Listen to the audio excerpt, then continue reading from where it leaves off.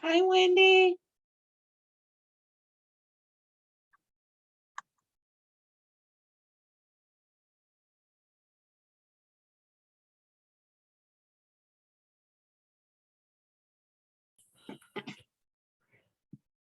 Hi, Wendy. Hi, Wendy. Hi, Tara. Hello. Oh, Got something else in there. sorry, I had my volume right down. Hi, Zanetta. Hello. Hello. Tara, I want Try to this introduce you to our newest staff member, Zanetta Taylor. Tara is Zanetta. a member of our board of directors, has been for some time, and Zanetta is our new volunteer manager. Very nice to have you. Wonderful to I'm meet sure Wendy is very happy to have Samel. Oh my gosh, yes, yes, and especially Zanetta, she's awesome, and she's very gracious tonight. She's kind of jumped in at the last minute. I should have no problem staying on the meeting, but I am having some, my mom's not well back in Canada, and I've been taking phone calls through the day, and there's a possibility I could get a phone call tonight. So I asked Lynette if she would just be on as the co-host to pinch hit if need be. Wonderful. Thank you. And I'm sorry. It's a terrible time of year and it's always Well, terrible to have. You know, Always. yes. We're actually, my kids and I are going there on December 20th for a week for Christmas. But I have tentatively, I don't think I'm going to need to go, but I have tentatively booked something to go there on Saturday as well, just in case. She had a little fall, but that's really not the big issue. She really has dementia and is deteriorating, and so I'm so sorry. Being in hospital is really just making that so much worse. Is she in the hospital? They've kept her to observe her because of course they don't know her, and she's presenting very confused, and they don't know whether it was because of the fall, and she's getting up out of bed and wandering around, and they've had to restrain her, and that has just turned her just like she's just that makes it really bad. Oh, I'm so sorry. I'm so sorry. And I can't be there, because if I was there, I would sit with her and calm her down and everything, and explain everything to them. And so anyway, hopefully she lives in assisted living right now. Hopefully she'll go back there tomorrow. I hope that they will. I think that's a better place for her right now, but we'll be looking at a nursing home, I'm sure, fairly soon. So that'll be another thing. But anyway, how are you doing, Tara? Well, I'm doing okay. First of all, is there enough light? I mean, it looks okay, all things considered. I can't look any better than I look. You look fabulous, and the lighting is good. Listen, you're good, and your sound is good. Good. Everything is good. A couple of questions on the Zoom instructions. I'm obviously I'm on my iPad, and I think your instructions said you tell everybody to mute when they get on. When everyone comes on, they are muted. They're okay. So we'll be letting them in through the waiting room, just like you were, and they will be muted.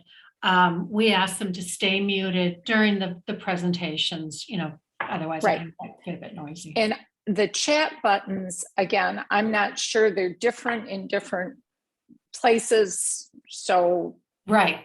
And to be honest, I mean, neither am I, other than to direct people to their toolbar. Which I didn't know if you had some magic way of saying, but I'll just tell them that. And then I've got your instructions about the chat, what to do, asking them to enter where they're from and if they're Yeah. new. Okay, so I've got that. I had one, I still am not sure about our last speaker. No, not Ruth Deckard. Where is that? Oh, the book group. Nadia, I think it's Hashimi. all right, I'm gonna put it phonetically for me. Yeah. Hasimi. Okay.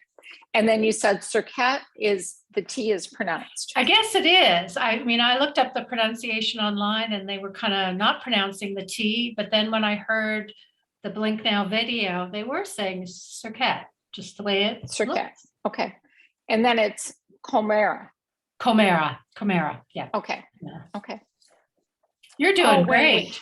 Oh, You're doing I'm great. always And the best report. it's a very friendly audience. Of course, Together One Rise people are all very friendly, and That's true. That's true. And Oh, tell you, I've done every little mistake in the book, I think, on these Zoom things, but you don't have to worry about any of the tech stuff. Either Okay, Zanetta or good. I will have that covered. good. And when it comes to the Q&A, either one of us will be watching that and reading out the Okay. questions. So that the And they'll go speakers back have to the feedback. speaker primarily, is that correct? Yeah, oh, yes, yeah. Good. The questions will all be for the speakers. You are a I'm moderator. gonna be off, right? You are a Good, moderator. good. You are not, yes, no. I am I always not like when skilled in Vina's answering. on because then I can turn questions over to her. But no, the speakers will answer all the questions. Good. Yeah. Oh, Wendy, can I ask you for one Yes. thing on my share screen? Can you make sure I am set as a co-host now that we're in the meeting? Sometimes that jumps back off. I will. I think you go to participant. Yep. Okay. All right, so good thing you reminded me of that. So I always make sure that this is also a good training experience as well, because I'd like you to be able to do a few of these in the new year. We'll take turns and kind of have a schedule for what works for both of us, but it's good training to know how these things are done. I try to have the videos up and ready to go, so that I don't have to go searching for them. So they'll be like already up on my screen. Keita. Okay. And then So you said you play it from YouTube or you download it? so what I do is with our monthly video, I download it. Like on the project page on the website, right over on the right-hand side, if you look down a bit, it'll say, you can download the MP4 version of it. And I do that just because sometimes when I'm playing it from YouTube, the sound and the picture don't match up real well. And so that's what I've used. I download it on my computer and then just pull it up from there. Now, the video that Ruth Deckard gave me from Blink Now, we just have to play directly from YouTube. And as long as when you share the screen, you share the sound as well. You know how there's that all about that. Yeah. You're probably better at this than I am. But yeah, you just have to share the sound and optimize for video clip, and then it all plays quite well. I sometimes lately I've been getting when I'm using both my screens, things get a little confusing. It doesn't want to go to a certain screen, but I think I fixed that problem somehow. And it's like I say, we've been inviting some board members and some of our regional leaders to moderate, to kind of give you guys some more exposure so that our members get used to seeing members of our board or regional leaders and, seeing the faces behind the names of the board members that they've heard or the regional leaders they've maybe talked to on the phone and just, also trying to raise the profile of our regional leaders to make it something that, members might be interested in doing at some point as a volunteer. It's true. It's true. And that's been nice. It's brought different faces to the webinars as well. And so it's worked pretty good. Love that. Do you have any Do you other mind if I questions? do a quick test? Go right ahead. All right.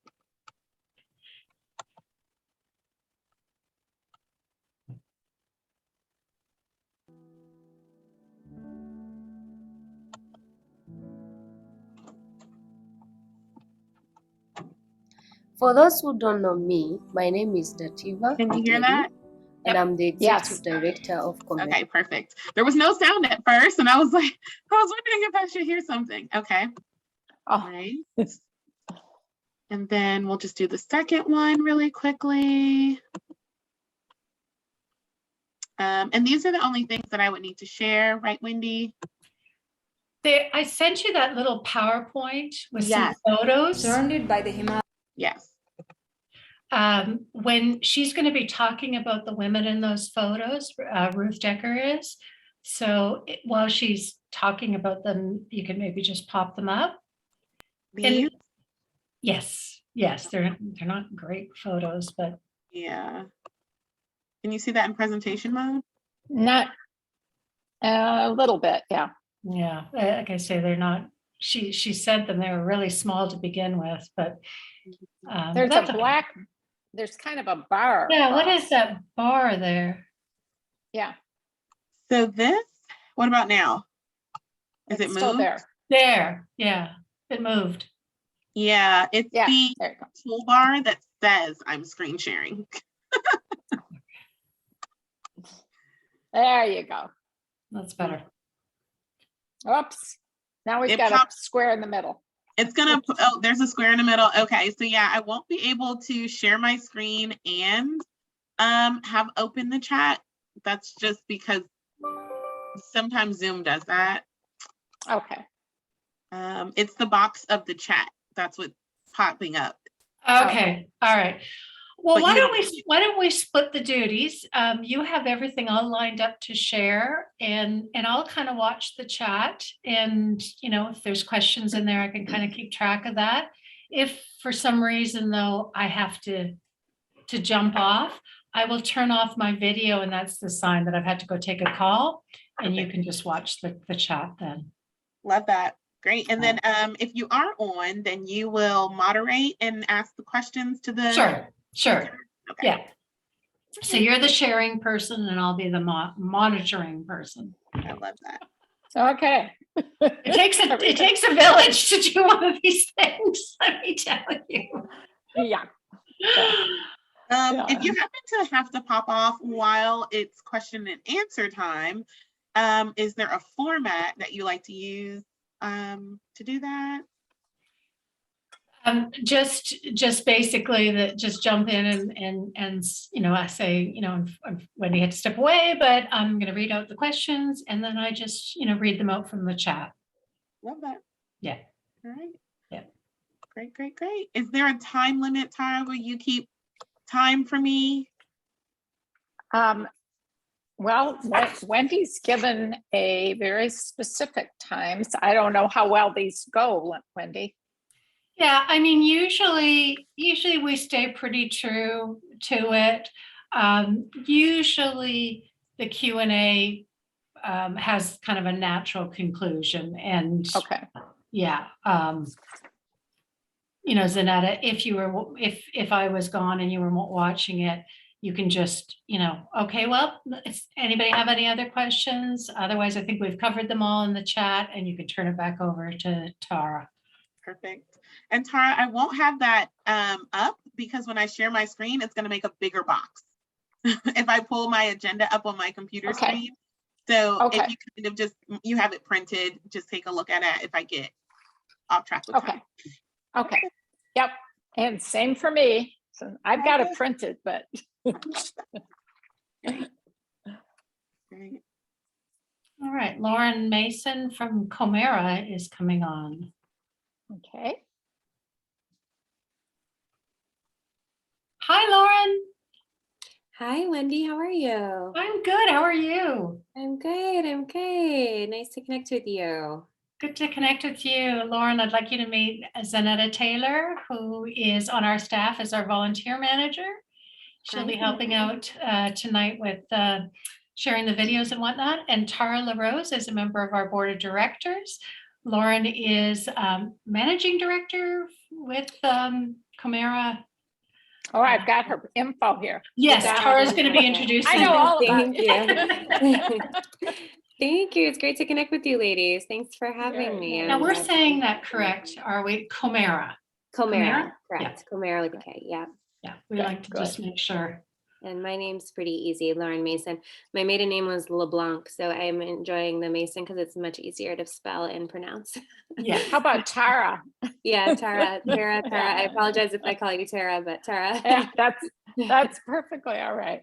I was actually watching my nephew's son play in Boston today at the Gillette Stadium. So when I saw you were from Boston, I thought, he's a high school kid. It was so exciting. Fine. Oh my Oh, gosh, that must have been a thrill for him. Oh, it was such a thrill. Yeah.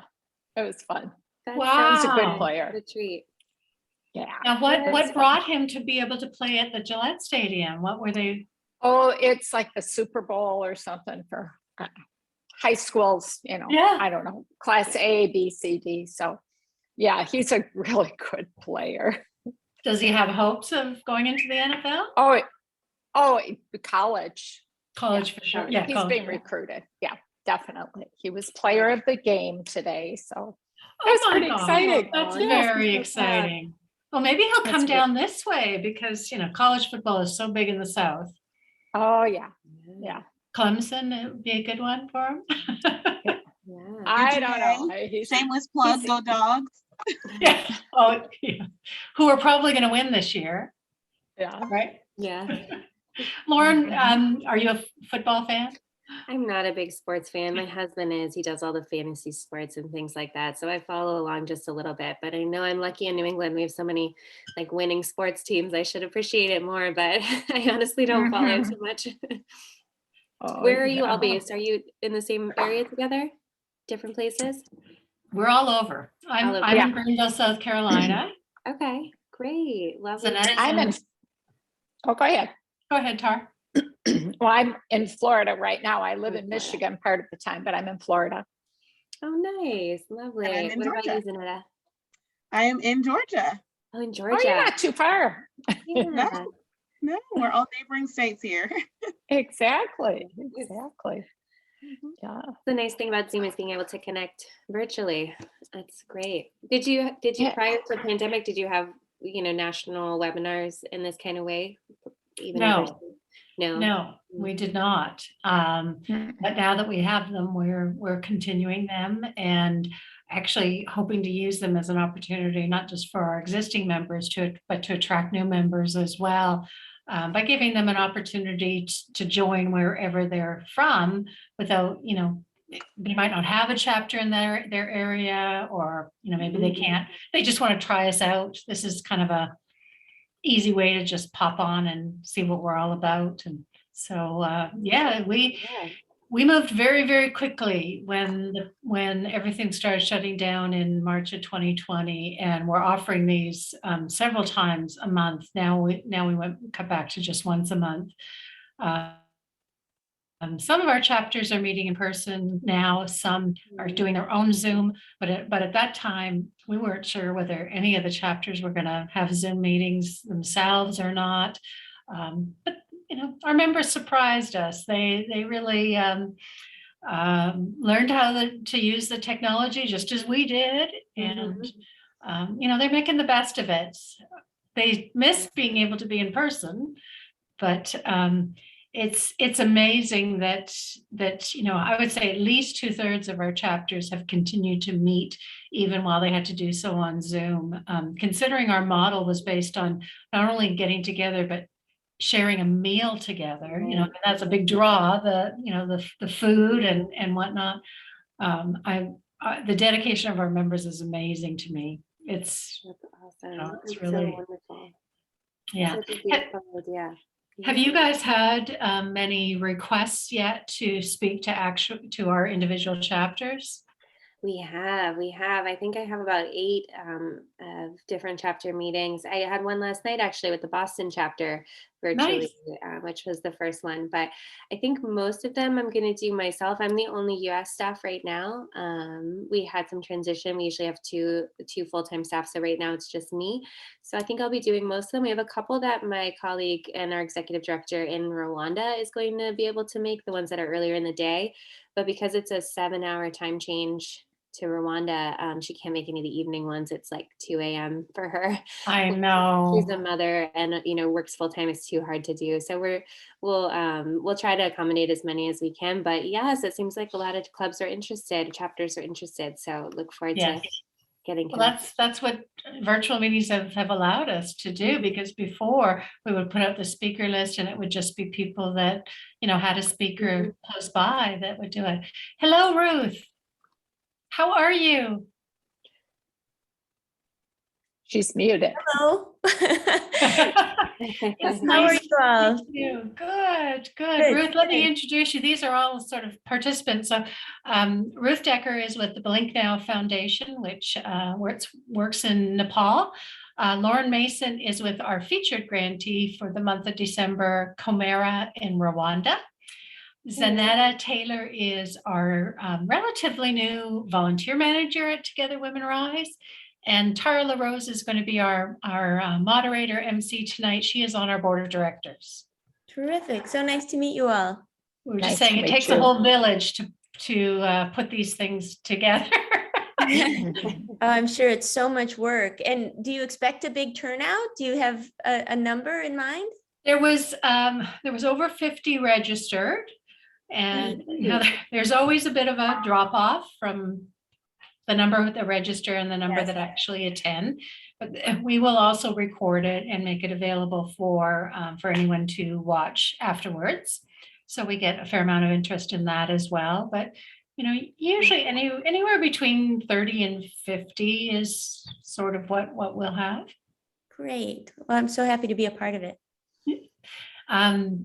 And people will put in the chat where they're from, so you'll get to see they're from all over the country, and everyone likes to say hi, and it's very informal. And we ask people to put their questions in the chat, just because anytime you have more than 20 people on a Zoom, it can get kind of chaotic if everyone's trying to talk. But it really is very informal, and hopefully you'll be able to see everyone on your screen and just feel like you're talking to people. And Nice.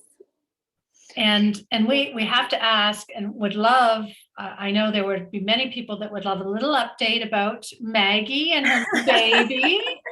I was just texting with her and telling her how nervous I was, and I was hoping she'd say, "Oh, I'll just hop on and do it." But she didn't say that. She's really, trying to enjoy the time with her baby, and he's a good sleeper, he's a good eater, he's just an adorable guy. And his name is Everest, so I don't know if everybody else knows, but yeah, apparently Ruby Sunshine, who is 3 years old, picked out the name, and they thought, oh my gosh, it's brilliant, you chose a name that's Nepali, that that really fits. And how did you come up with that? She said, oh, it's Paw Patrol. There's somebody in this kid's cartoon is called Everest. So hey, whatever works, right? Yeah, it works. Well, I did see a picture of really did a little video on I think your Facebook page, and so it was nice to see them. But yes, we had her on last year at this time on our virtual meeting, and when things were very, very bad in Nepal with COVID, and I hope things are a bit better there. Our school opened up again in September. They've gone through 2 big lockdowns, and they're very hopeful. It's it's it's kind of anybody's guess, sort of like it is in other places in the world. But it's been surprisingly less hard hit than we thought it might be. You know, when India really blew up in April and May, Nepal's case rate was even higher than India. And we were nervous that that was going to spell disaster because the healthcare system is non-existent. It's really, you know, poorly equipped for it. And they came through okay. You know, folks really followed the rules of the lockdown. Everybody was compliant. You know, it's a little bit easier sometimes to keep your distance in a very rural area, where you're basically outdoors even when you're indoors. So they've come through pretty well. Well, let's hope it stays that way. The biggest hit is on the economy because the jobs have dried up. All of the remittances that were coming from India and the surrounding area, that's not available anymore. Yeah. We have a similar situation in Rwanda too. And I think we've been really blessed lately with the vaccines. Rwanda has been really incredible at keeping the spread down as well with similar tactics of social distancing. But I just saw this morning that close to 50% of the country is now vaccinated, which is pretty incredible, at least with their first shot, which is pretty incredible. Yeah. That's great. That is incredible. Now, Lauren, I have to tell you that I have taken it was Dining for Women back then, trip to Rwanda. And it was 3 years ago, I think. And I absolutely loved the country and had an incredible experience there. So my heart is always very fond for Rwanda and hope the best for them.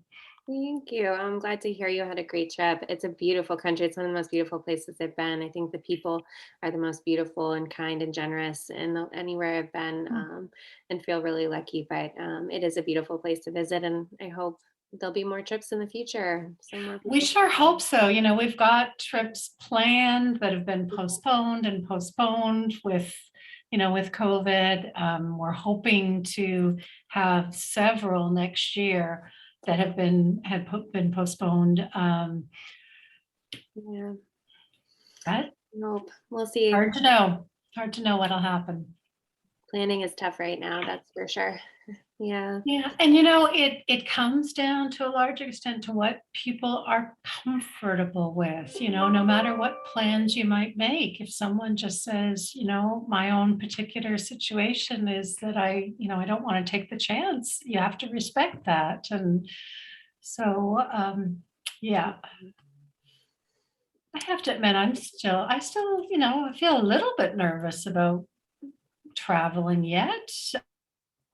But I also know we work with a great travel provider who takes all the safety precautions, and I know that everyone would be very well cared for and whatnot. So good. That's Right. great. We usually wait till about 8:03 to let our latecomers jump on, and I do still have people joining. So we'll just give it a couple more minutes. Everyone who is on the call now, if you'd like to just jump before we get officially started, I'll turn it over to Tara, but if you want to put in the chat where you're from, say hello to everyone, that would be awesome.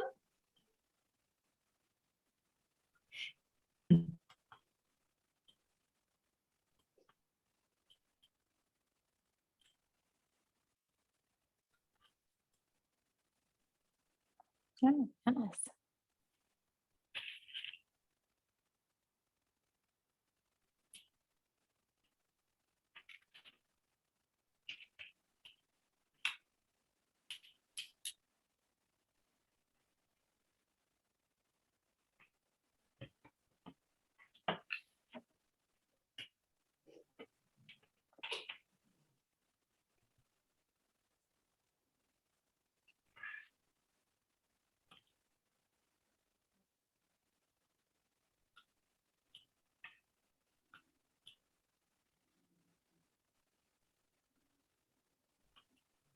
Everyone got quiet all of a sudden. We're interested in seeing all these people, where they're from. Nice. I see Thailand. What's that? Someone's from Thailand.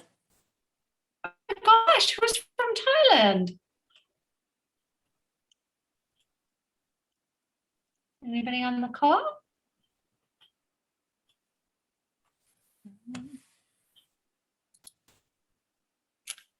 Yeah, Valerie. Valerie, are you in Thailand right now? She's muted. You're on mute. Okay, yes, I'm in Thailand. How cool. Mostly it's hot, but today it is surprisingly cool. Yeah, this month we're having very pleasant weather. Well, Tara, I think we can get started. Okay. Well, welcome to everyone. I'm just very excited to see all the places people are from. I see some Florida and Chicago, Midwest, Thailand. It's excellent. My name is Tara O'Connor LaRose. I am a member of the board of directors, and I'm also the chair of the governance committee. And like most of you who are members or who belong to chapters, it's a wonderful organization. Together, Women Rise is indeed a powerful community of women and allies that are dedicated to achieving global gender equality. We have hundreds of chapters across the US where members learn about gender equity issues. We give grants to organizations that empower women and girls in low-income countries and build community to forge meaningful connections with each other and with the girls and women around the world. This is our monthly national webinar, and it's open to anyone who cares about and wants to learn more about global gender equality. Just Wendy had already mentioned this, but if you're joining and you want to put anything in the chat, please put down where you're from, and if you're new to Together Women Rise. And just if there is a participants on your toolbar, which if you want to click, I'm on an iPad, so mine doesn't show all of it, but I think right now it's showing about 26 participants. So if you want to see, I think when it goes to the speaker, it'll go to just that person. So I want to start with that. This month, our featured projects takes place in Rwanda. And this country is still recovering from the long-term effects of the 1994 genocide, which led to massive destabilization of the social and justice systems within the country. Social norms and negative stereotypes continue to limit the advancement of women and girls, especially in rural communities. Among the challenges that are shattering the dreams of adolescent girls is the rise of teen pregnancy and early marriage. Together Women Rise is partnering with an organization called Comera to provide education on sexual reproduction, health, access to family planning and resources, and advocacy work to change the negative stereotypes that prevent women and girls from reaching their full potential. First, we're going to see a short video about Comera, and then I will introduce our guest speaker.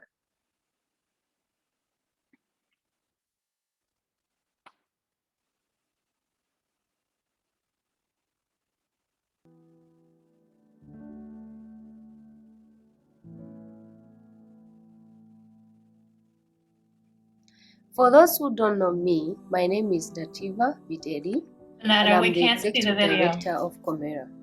I have been I can see it. Can you see?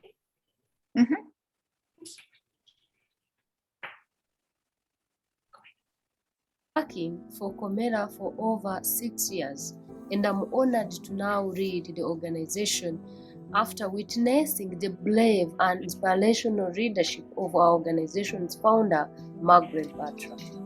In Rwanda, Komera means be strong, have courage. Our organization develops self-confident young women through education, community development, and sports.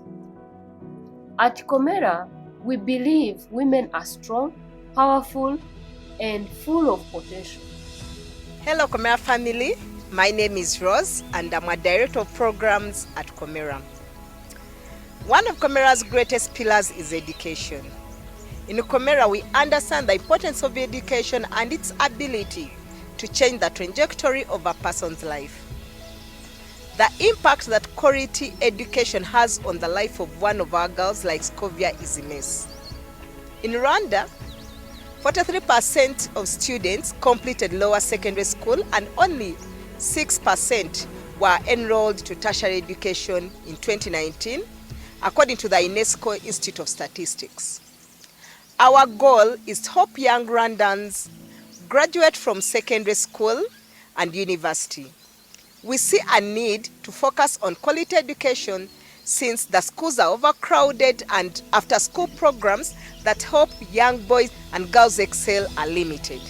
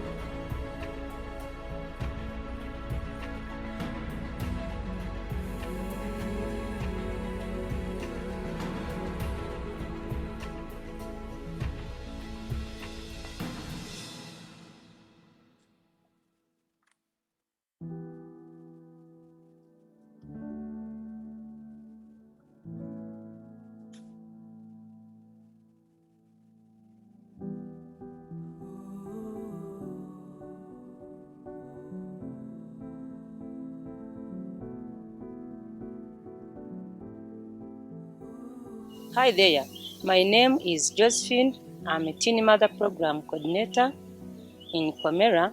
Our Teen Mother Program supports pregnant youth and teen mothers through health, education, and economic development. Did you know that according to the World Health Organization, more than approximately 777,000 girls under 15 years old give birth each year in developing regions? The 2019-2020 Rwanda Democratic and Health Survey reports the proportion of teens who have begun childbearing rises rapidly, with age from less than 1% at age 15 to 15% at age 19. The need to support vulnerable teen moms in our community is great. Komera has helped 86% of our teen mothers access contraceptives through innovative community-based mentorship program.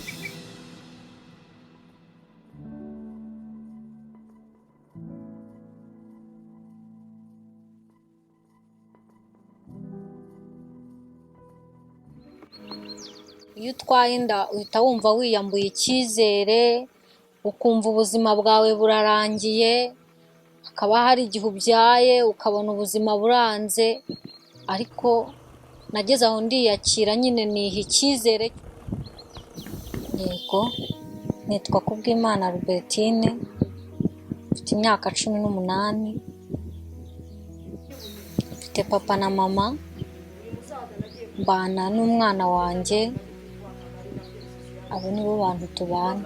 Murakoze, nakuze nisanga nyine mfite umubyeyi umwe, ariko undi mubyeyi ntiyari ahari kubera uburwayi, yari afite ikibazo cyo mu mutwe, yari afite ubumuga bwo mu mutwe. Nari mfite imyaka 15. Ababyeyi bo muri Komera nabo barankomeza, ubu nigiriye icyizere, ndi umukobwa wigiriye icyizere. Isomo rya mbere nize muri Komera, isomo ryo kwigirira icyizere. ngera irindi somo rya kabiri rya bizinesi. Ese nubwo nakoraga ariko sinari nzi kwizigamira, ubu narizigamiye, kuva aho ngereye muri Komera nigurira ihene.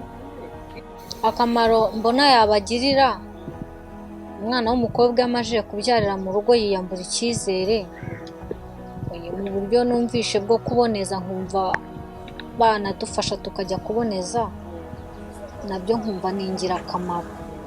Komera yampinduriye amateka, indemamo ubuzima bushya, numva ko ndi umukobwa ukomeye wifitiye icyizere.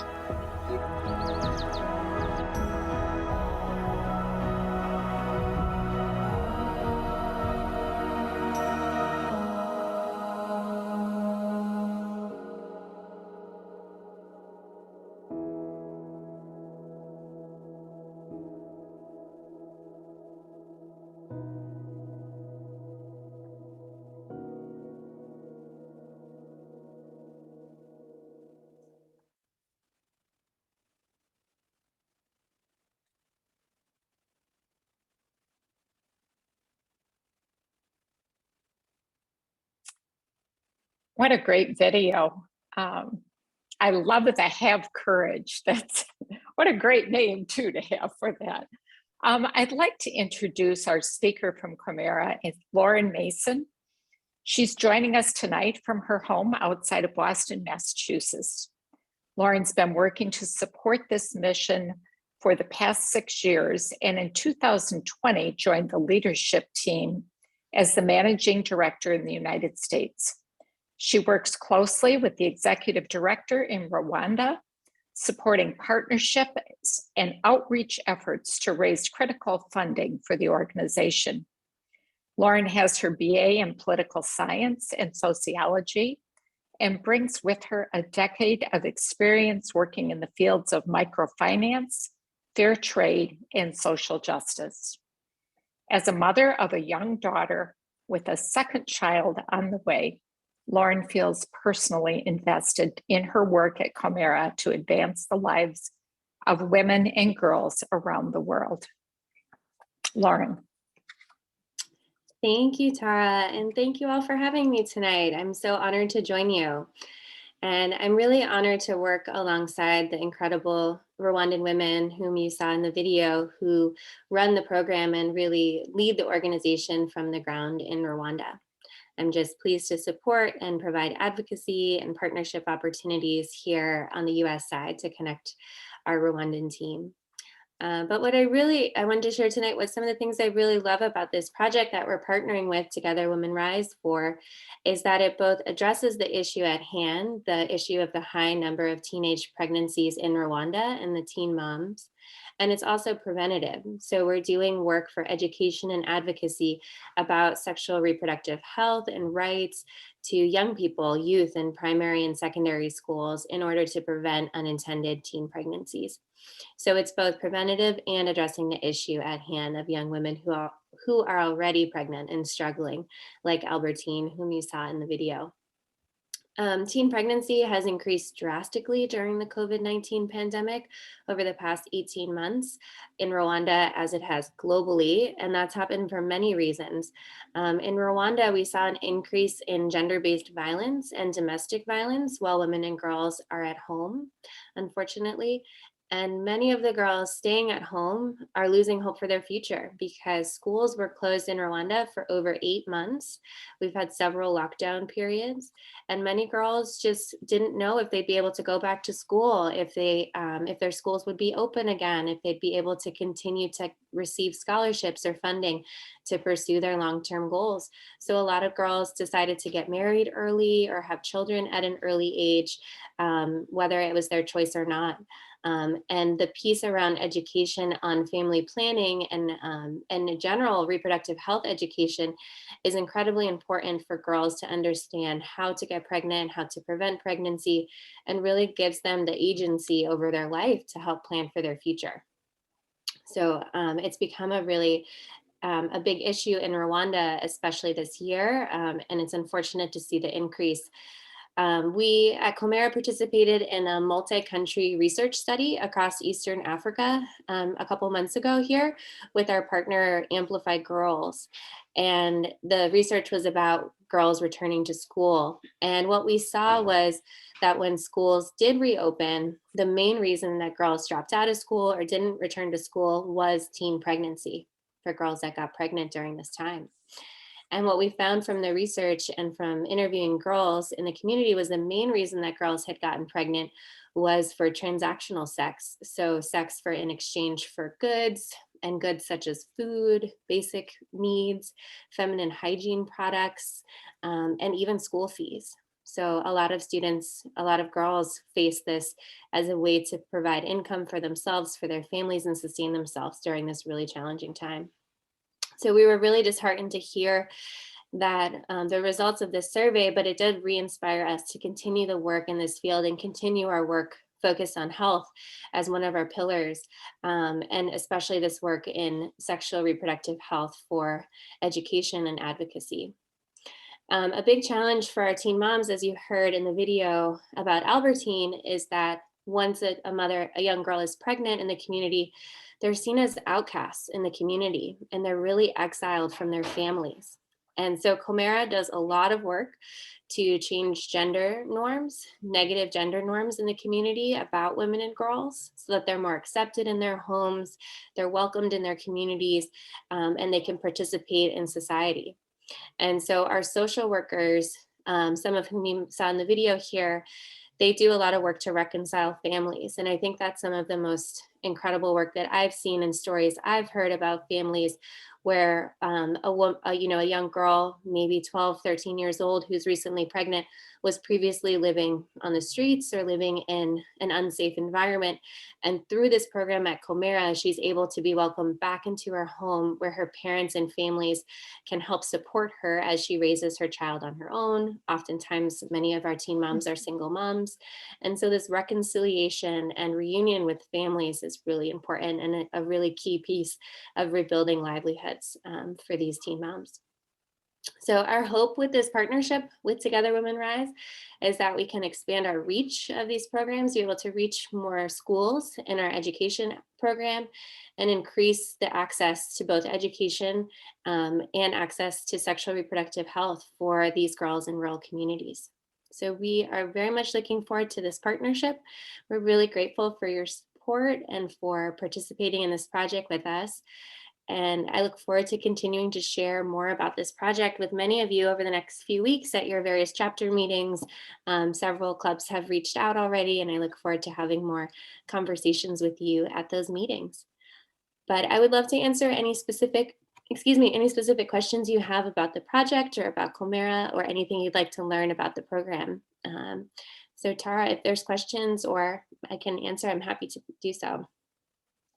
I think Wendy, I don't know if there's any in the chat. She's keeping track of chats. I'm encouraging people to put any questions that they have in the chat, or if you are aware of how to put your hand up, that would be okay too, which is if you have a little button called reactions, there's a raise hand button there that you can, and we'll know that you have a question. But there is one now in the chat. From Leslie. In Rwanda, are girls who are or have been pregnant allowed to return to school? Yes, thank you, Leslie. It's a great question. They are allowed to return to school. There was a period of time where girls who were pregnant were banned from school, so they weren't allowed to participate in the semester if they were pregnant or if they had a recent pregnancy test that was positive. But we are working to encourage the teen moms in our program to pursue additional education opportunities. The challenge, of course, is that they have young children at home, typically one child.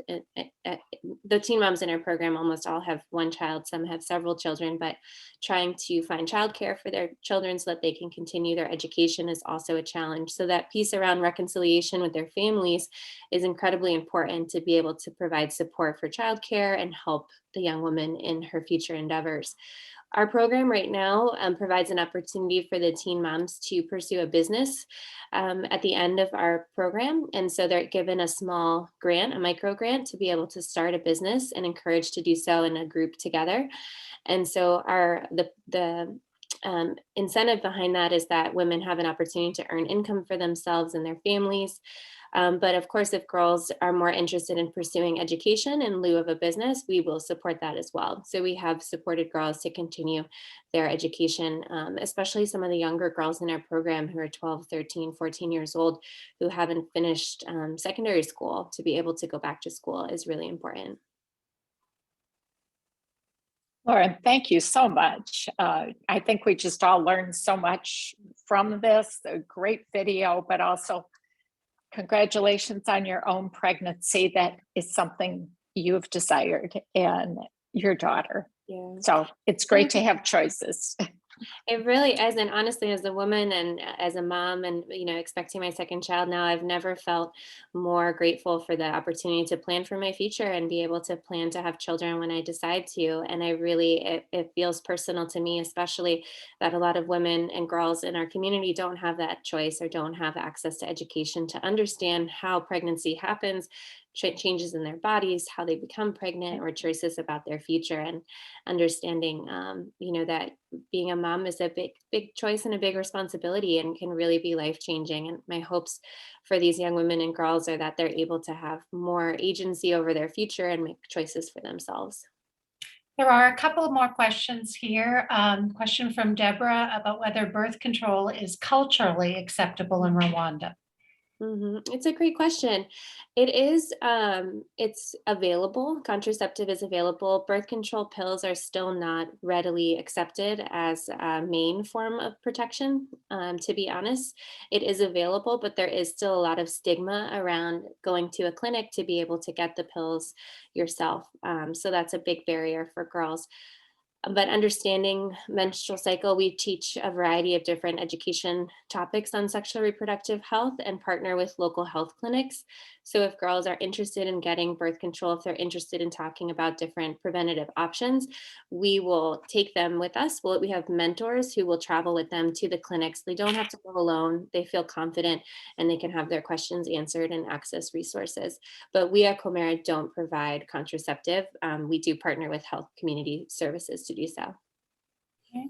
There's another question about what percentage of teen pregnancies are due to rape? I don't have the data specifically in Rwanda or community about that. What I can say is that domestic violence increased really drastically during the pandemic. And so I do believe many of the teen pregnancies of the girls in our program were unintended. Whether that was, a situation of rape or a situation of consensual transactional sex for money or for goods. I don't think the girls, I would say confidently that the girls in our program would have chosen not to get pregnant if they had the choice. And so it is definitely a big challenge. We also know there's a lot of issues of trauma. As Tara shared about the history of Rwanda in the beginning of the program here, a lot of our students come from families that have multi-generational trauma from the 1994 genocide against the Tutsi. And so they're dealing with a lot of mental health issues. And so we do a lot of work around counseling, provide health services, and we incorporate yoga and meditation in our programs, which have been a really successful tool to help girls find self-acceptance, feel confident in their bodies, and learn some self-love through those practices. That's awesome. And for those who maybe weren't on right at the beginning, can you just share what's happening in Rwanda in terms of COVID and vaccinations and whatnot? Yes. Rwanda has, of course, had a really difficult time during the pandemic, as all countries across the globe. Rwanda in particular has been really strict on lockdowns. And so they were able to really provide strict lockdowns, which were challenging for community members because it prevented them to access markets for food, prevented them from running their businesses to earn income. But it did help prevent the spread. So there haven't been huge numbers of spread recently in Rwanda, which is great news. We have accessed vaccines recently too. Close to 50% of the country has received at least one dose of the vaccine. They just announced that today. So that's close to 6 million people of the 12 million population in Rwanda. So that's been pretty incredible to see. But it has definitely been an incredible challenge for the community in a variety of different ways. And we're still hopeful that our communities can stay safe during this time. Now, were you able to continue working during the lockdowns? Or one of the questions is about what happened to your programs? Yeah. We, like everyone else, tried to shift virtually as much as we could. Because the lockdowns were pretty restrictive, we weren't able to travel into the community, or we weren't able to meet in small groups. And so we did a lot virtually. But the challenge with that, of course, is that our girls and community really don't have the resources and technology, internet access, phones, or computers to be able to do full programming. We did utilize text messages, and we got together in small groups. We call them safety circles, where girls would come together in a small group over the phone or social distance in person to be able to meet in small groups and continue that. But I think just staying connected over text message, we had our social workers and staff check in with students on a daily and weekly basis to make sure that they felt supported, that they understand that the program was going to continue, and that they, continue to have hope for their future. So we tried a lot of different innovative strategies. And then when things slowly started to reopen, we were able to meet in small groups. And then just this September, schools reopened again. So our girls went back to school. All right. And how many communities and where exactly are you doing work in the country right now? So Komera is in the eastern province of Rwanda. We're about 2 hours from the capital of Kigali. We're in the Kayonza district in the Rinkwavu sector. And so we work in a very rural community with dirt roads and really limited access to technology, internet, etc. 90% of the families in our community are subsistence farmers, so access to job opportunities is really scarce. So we work in a very rural area out in the eastern province there. Great. Zanetta, I'm going to let you ask your question in the chat. Sure. Want to jump in? Happy to do that. Do you find that there's a barrier, and this may be culturally, between the narrative that's delivered to male and female, maybe teens or adults, about sexual relationships and family unit creation and reproduction? And maybe to that point, what percentage of these are single parents versus having maybe even a partner that they are familiar with or know or is a part of that process with them? It's a really great question, Zanetta. I would say the majority of the participants in our program are single moms. We are working, and in the education and advocacy portion, we are teaching sexual reproductive health to boys and girls, because we understand that it's important to include men in the conversation, and especially boys as they're growing up and learning about their health and their bodies and relationships and how to build healthy relationships. So we do include boys, although we pull girls aside for a special section of the education program about menstrual health and hygiene, and create a safe space for them to ask questions separate from their male classmates. But it is definitely, there are stigmas against women who become pregnant, even though, and often the man is not involved any longer after he's impregnated the young girl. So it is definitely a narrative in the community that it's the blame on the girl and the burden on her and shame on her family, and very infrequently is the partner involved. We do try in the counseling to reconcile and reunite the partner, the father of the child, if they're involved or if there's a potential for them to be involved, to help support, whether it's financially or emotionally, or to be involved in the family unit. But I'd say the majority of the teen moms are single parents, and our hopes is that we can reconcile them with their parents to be able to support the child too. Mm-hmm. Awesome.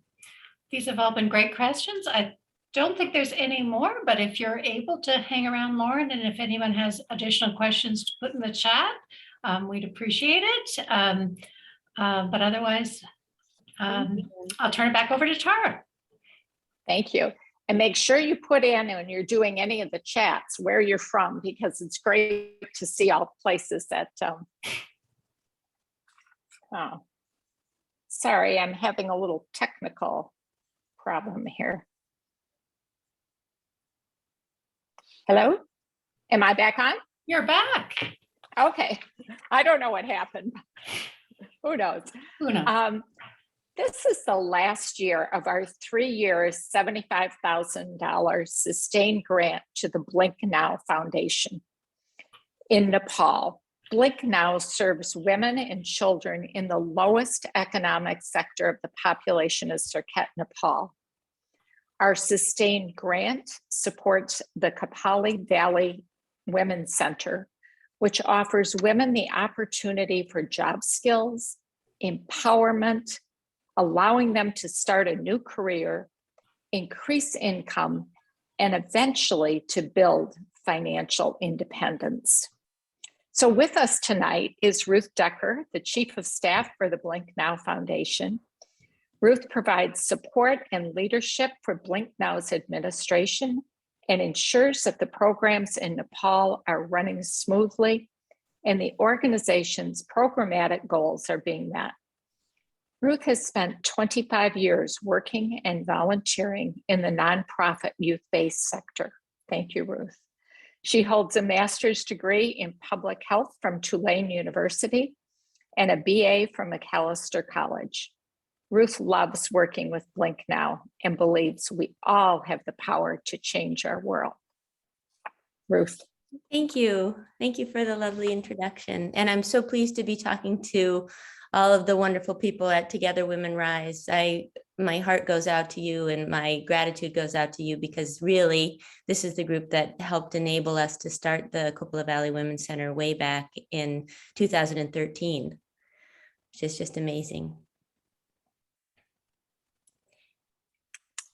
So I think we have a video now. There we go.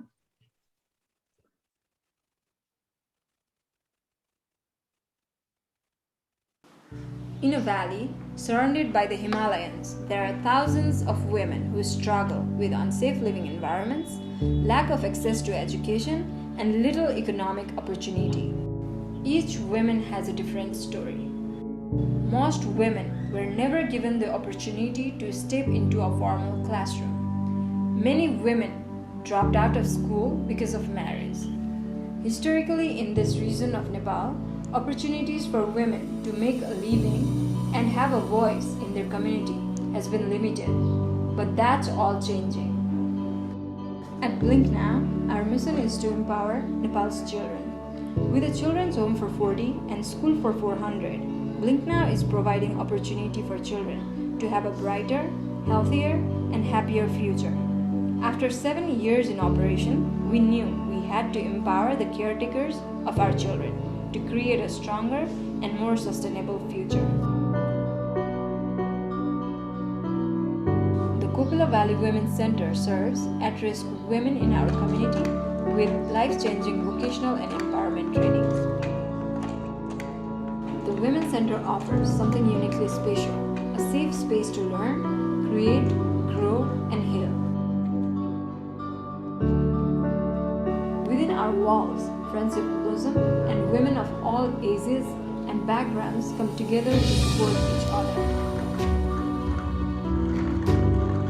Our empowerment course covers topics including self-confidence, self-advocacy, health and wellness, women's rights, Nepali law, basic math, writing, and business skills. Each trainee has access to counseling services, including mediation, legal support, and trauma care. We open day-long empowerment workshops to the community to increase the reach of our impact. Over 250 women in Surkhet have attended a workshop on topics including family planning and reproductive health, women's rights, and entrepreneurship.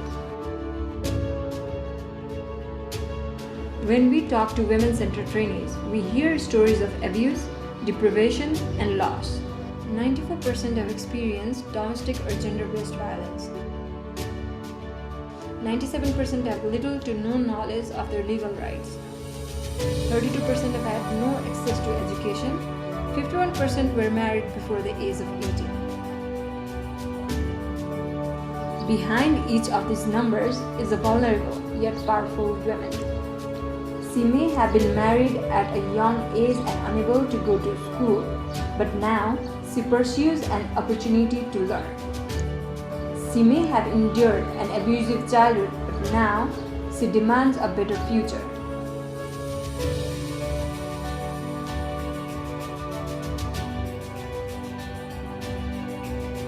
Our goal is to enable women to find independence. We love seeing our graduates start their own businesses, whether it's a new tailoring shop or a vegetable stand in the market. Of recent graduates, 100% reported an increase in income. Our graduates demonstrate that education is the best way to break down social and economic barriers. We provide the tools, but it is the strength of these amazing women that drives progress within our community. That is the true magic of Coppola Valley Women's Center.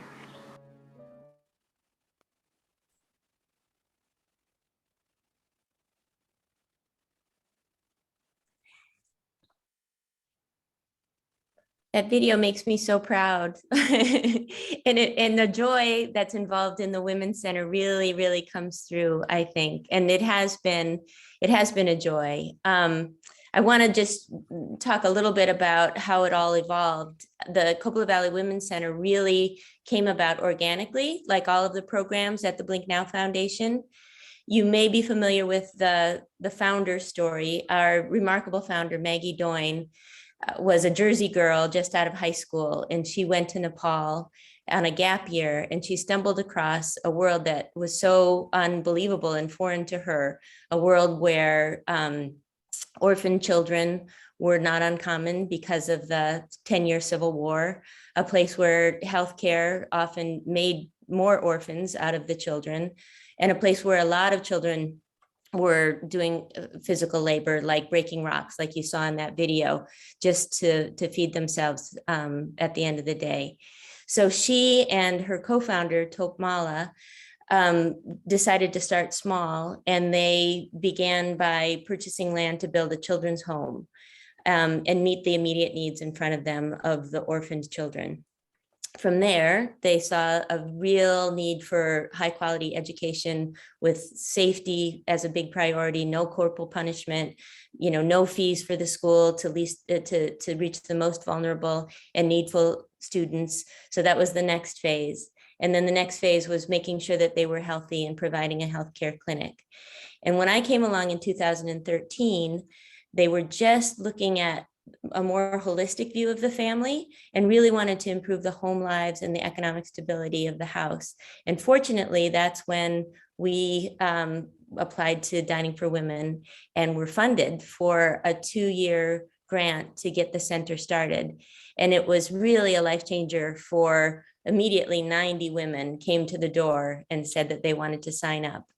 And brick by brick, this room was built, an attachment to the children's home where they could have, enough training space. Lots and lots of sewing machines were purchased, and women filed in. And for most of them, it was the very first time that they attended any kind of a school. They had all been lost, to the formal education because of the Civil War. So for many, just holding a pencil, learning their numeracy, their letters, all of that was brand new. And what we saw right away was that the coming together in itself was one of the biggest blessings of the program. The self-esteem that created, the sense of community that created was in itself an outcome that, I guess we couldn't have guessed. From there, we had 62 graduates from the sewing training, and many of them went on to work for what's now the Coppola Valley Women's Cooperative. And they're still sewing, and they're still creating, and they're still making things, some of which are available. I'll plug on our website. If you're looking for a special holiday gift, we're going to be getting a new shipment in about 2 weeks. After the sewing training, we didn't want to saturate the market locally with seamstresses and tailors. So we pivoted and did weaving training. And the 6-month weaving training we found people were able to graduate and get a bit of a higher income, and were able to sustain it if they had weaving looms. So thanks to Dining for Women, we also had some microloan funding available for our graduates.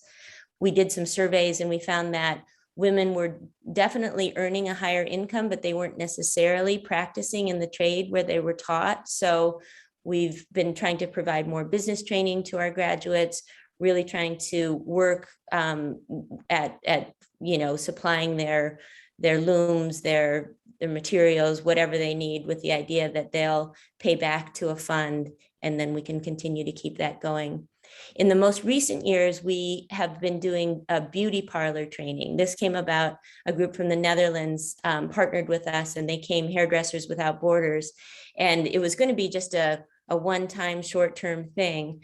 But what we found is that the women loved it, and there was even more camaraderie, and that those women were able to make an even higher income and maybe even do it as a part of something that they were already doing. So they didn't necessarily need to stop everything and fill their, 2-room house with a big weaving loom. It was something that they could do as part of their their program. And one example of that is a woman named Samana, who came from a Muslim family and was married, like many of our, I guess, over 50% of our graduates and trainees. She was married as a child, and she quickly had 2 children, and then her husband left her. And so she moved back to her very rural community of Dailek. And there, her family had a store, and they were very impressed with her beauty parlor training from the Coppola Valley Women's Center. So they've added on a little piece to their store. And thanks to a microloan that was given to her, she's now providing beauty services out of their family store, and she's able to help contribute to her family's prosperity. Wonder what happened. Oh, good. There she is. Thank you. That's the little shop in Dailek, where she says the greatest outcome is that her family is so proud of her and her children are so proud of her. So that's one of the success stories that came out of it. Another is a woman named Mankumari, who had, again, she'd married very young, and she had 2 children, and her marriage has lasted, but she'd never been able to have an income or have a career. She, missed out on getting any vocational skills. So she came to the training center and she learned to be a weaver. This is called Dhaka print, what you see here, and it's very traditional and very esteemed and frankly, very beautiful. And it commands a sort of high price. So she's been weaving for quite some time now. And she recently got a microloan, and she was able to get a loom and some cash to get her thread. And now she is selling items back to the Coppola Valley Women's Cooperative, some of which are sold at Blink Now Goods online from our website. So that's a successful story. And one more, which is, I think, my favorite. If you know Maggie's origin story, she came across a young girl named Hema breaking rocks by a dry riverbed. And she looked at that little girl who said to her, "Namaste, Didi, hello, big sister." And their eyes locked, and Maggie felt like that could have been her. And what did we become as a human family, that this child has to spend all day breaking rocks by a dry riverbed just to earn $1 so she can eat? That little girl's mother is this woman, Ganga. And Ganga has 2 children and no husband, and never got to go to school, and always wanted to go to school. And she's so proud of her 2 kids who go to Coppola Valley School. She went to the first sewing training, and she started working for the Coppola Valley Women's Center, and she's the cook there.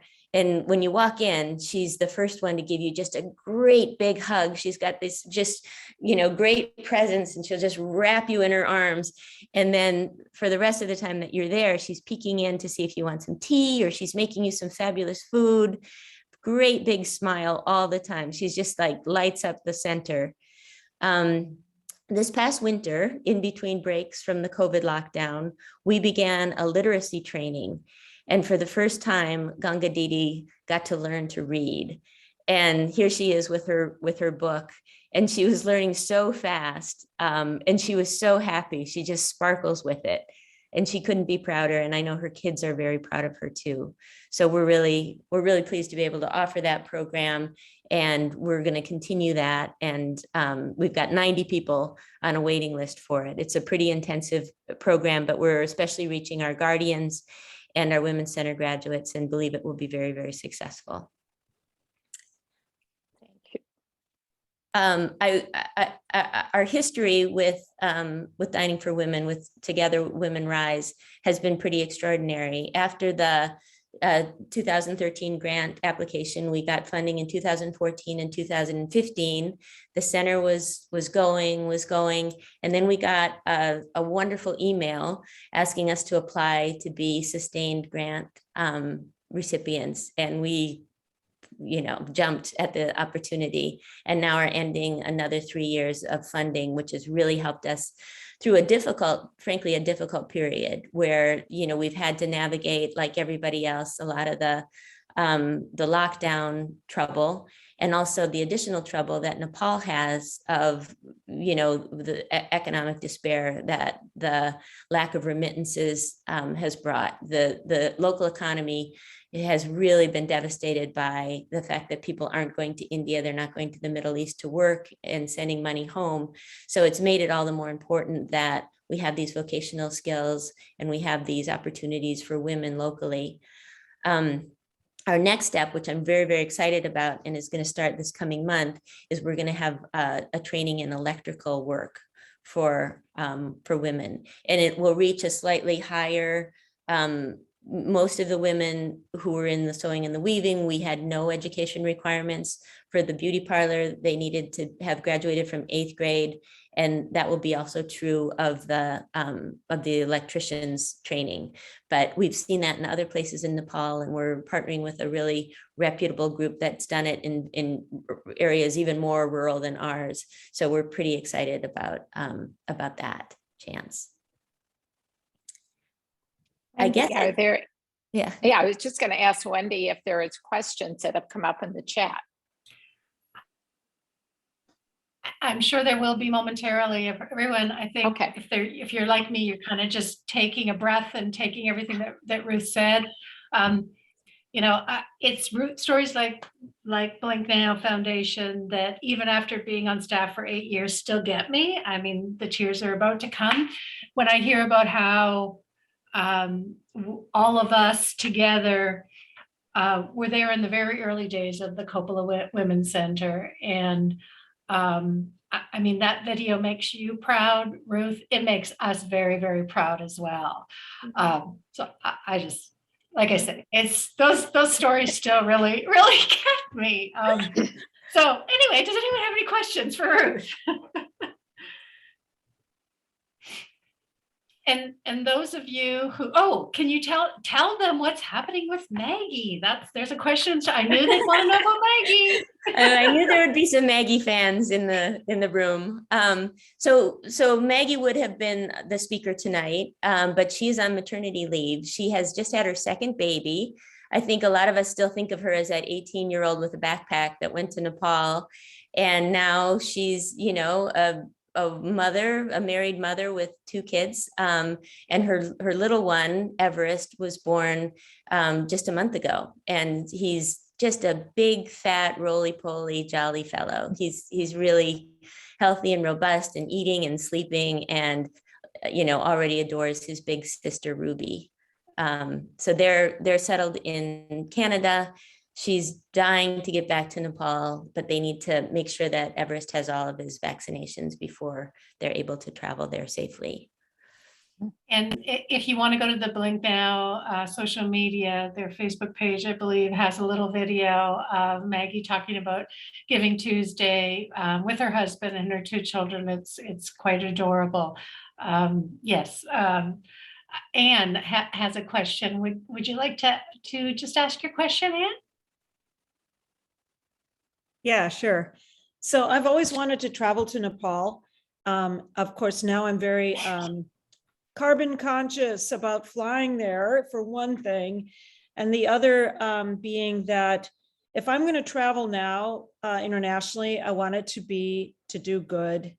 And I'm just wondering, is there a way, I know that Together Women Rise has group trips, but for people traveling on their own, is it beneficial to the women in the project to have supporters like us visit them? Or are there other ways that we could experience a little bit of their reality in life and of course the magnificent culture of Nepal?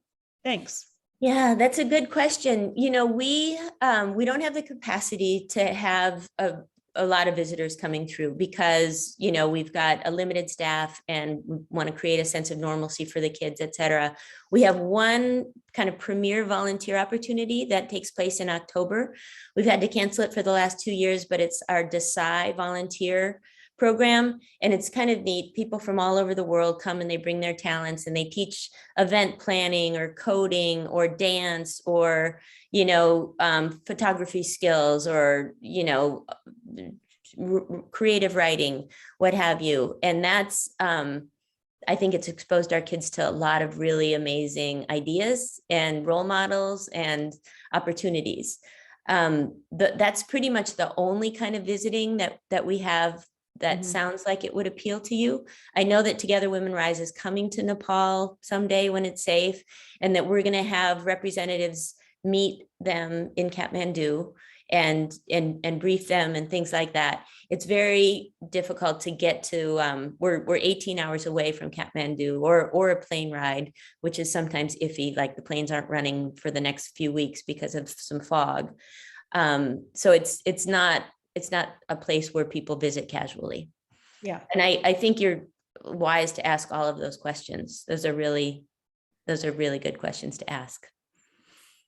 I would certainly encourage you to check out our trip to Nepal, which is currently scheduled for next fall. We work with an amazing travel provider that thinks, you know, that sustainability and the environmental impact is important. And there is a carbon offset that incorporated into the trip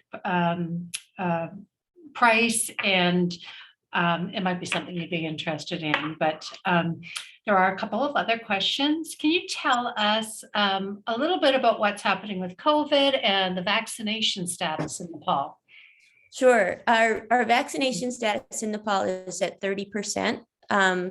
It started out, you know, it started out pretty well. We had 1 million doses right away from India, and a whole bunch of folks got vaccinated, including most of our frontline workers in Surkhet. And then it stopped. and then it, you know, they had purchased another 1 million from India, and India wasn't able to provide those. They kept them. So it wasn't until relatively late in the game that the vaccination program started in earnest, and now it's in full swing, and it's pretty easy to get a vaccine if you want one. Folks are really complying with the social distancing, especially in the Coppola Valley community. And, you know, our staff has been hard hit in that many of them have lost family members. Many of them know somebody who was very, very ill, and the healthcare system wasn't able to accommodate them. So in that sense, it was bad, but it could have been much, much worse. We are now open. All of our programs are open as of September 10th. And we're just hoping for the best. You know, we're following as many safety protocols as we can. We're really, you know, hopeful that because we're so isolated, that will be to our benefit also. But Surkhet is not the tiny little town that Maggie discovered a long time ago. We now have 350,000 people, and it's a hub.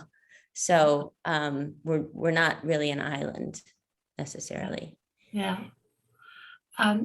Now, Mary, one of our chapter leaders, attended last year when Maggie was on the webinar, and she told the story about how the name Blink Now was chosen. She would like you to share that with everyone. Sure. Well, I guess it was the 18, 19-year-old Maggie who believed very strongly that, in the blink of an eye, you can change the world, and that's what we needed to do. We needed to believe that and live our lives that way. And I, to this day, try to remind myself that that we all have the power to change what we don't like in the world, and to tell the kids that also. The kids at Coppola grow up believing in the can-do aspect of that saying. Is that what Maggie said? Yes. If you want more Maggie inspiration, there is a book coming out. Yes, that's right. It's coming out in March, and the pre-sales are going to start in January. And so we're really excited about that and hoping that will spread the message even farther. It's called Between the Mountains and the Sky. Well, Together Women Rise, our book club has really flourished during the pandemic. And I think I may have said to Maggie last year that when her book came out, we had to have her back to talk about her book. So I'm going to absolutely get on that. And once she is a little more settled, having the new baby, would love to talk with her about joining us for one of our book club discussions. She would love it. I'm sure she would. Yeah. That would be awesome. I think that is all of our questions. I was just going to ask, how often do you get to Nepal pre-COVID days? I would go twice a year in the past, and I was there in March of when I was planning to spend the whole month of March, but I left on March 17th when it looked like it wasn't safe to be there anymore, and I miss it terribly. I can't wait to go back, but that'll happen. Our team on the ground has been great. They have just been great. Yeah. Awesome. Any other questions before I turn it back over to Tara? Thank you all very much. I appreciate your time and your interest, and so much appreciate your support. Thank you so much, Ruth. We just have a couple wrap-up announcements. Our final events for 2021 will be our monthly advocacy webinar on Tuesday, December 14th at 7 p.m. Eastern Time, and Wednesday, December 15th, 9 p.m. Eastern Time. Our next national webinar will be on Thursday, January 6th at 8 p.m. Eastern Standard. And having experienced this tonight, I hope that so many people will come to that. We will discuss at that time our featured project with Afghanistan League.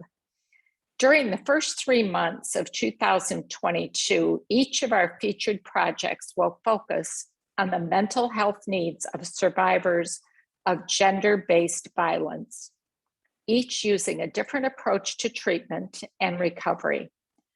The topics raised by these projects may be difficult for some RISE members to discuss, and we want you to consider your own well-being.